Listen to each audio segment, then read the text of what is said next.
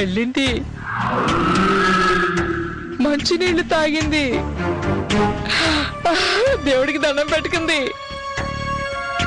నడుచుకుంటూ మంచం దగ్గరకు వస్తోంది, మంచం మీద కూర్చుంది, పడుకుంటోంది పడుకుంటోంది. ఏమిటి ఇక్కడేం చేస్తున్నా? నీకేమన్నా కావాలేమోనని. నాకేం వద్దు.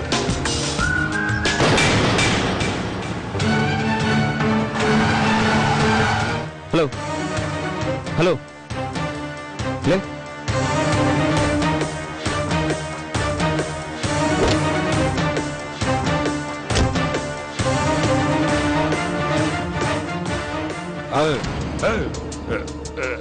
ఎవరు ఎవరు అది ఎవరు ఎవరు అది?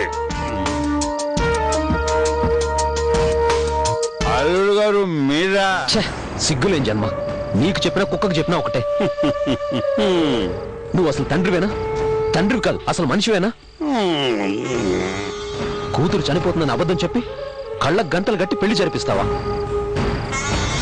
తండ్రి అన్నవాడు కన్నబిడ్డ గొంతు కోస్తాడా? తండ్రి అన్నవాడు కూతురు భవిష్యత్తు నాశనం చేస్తాడా? కూతురు రక్త మాంసాలతో వ్యాపారం చేస్తాడా? నా కూతురు నా ఇష్టం, అమ్ముకుంటా. అవసరమైతే ముక్కలు ముక్కలు చేసి ఒక్కొక్క ముక్క అమ్ముకుంటా. పెంచిన దాన్ని అమ్ముకొని తినడం తప్పంటే ఈ లోకంలో శాకాహారులు మాంసాహారులు ఎవ్వరికి ఒక్క పూట కూడా అన్నం పుట్టదు.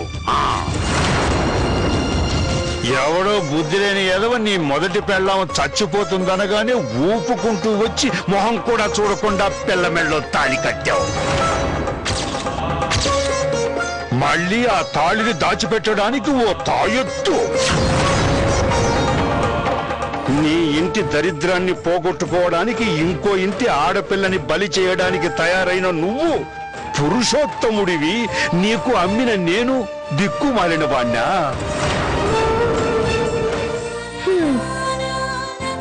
ఏంటి ఇంకా రాలా? ఇందాకెప్పుడో బయలుదేరానన్నాడు, ఇంకా రావేంట్రా మగడా?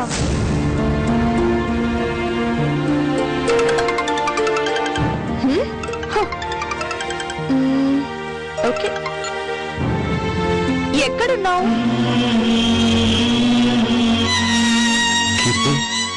ఏంటి ఏమైంది? నువ్వెక్కడున్నావు ఇప్పుడు? Keerthi, I'm very sorry.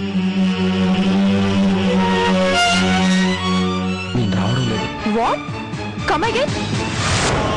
I mean it Keerthi, నేను రావడం లేదు.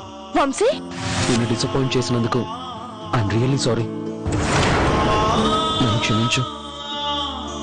వంశీ, వంశీ.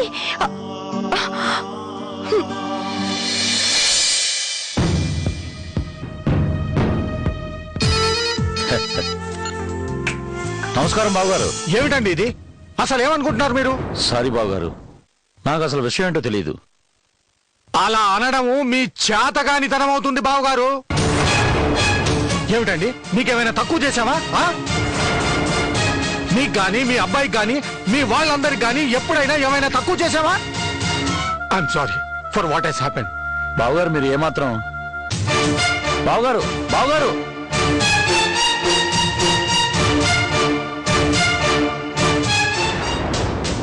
ఏంటిదంతా?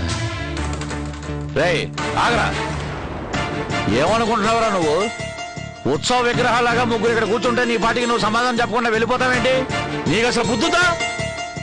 అక్కడ నీ కోసం శోభనం ఏర్పాట్లు చేసుకుని మొత్తం అంతా రెడీ అనుకున్న తర్వాత నేను రాలేనని ఫోన్ చేసి చెప్తావా? అసలు నువ్వు మనిషివేనా? అడుగుతున్నానే.